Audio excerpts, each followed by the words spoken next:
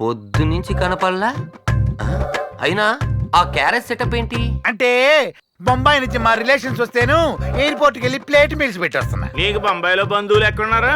తొక్కలో లెక్కలే వద్దంది కారణం. అవును, ఏంటిది ఒక్కొక్కళ్ళ ఫేస్ లో రక్త చరిత్ర టైటిల్స్ కనపడుతున్నాయి.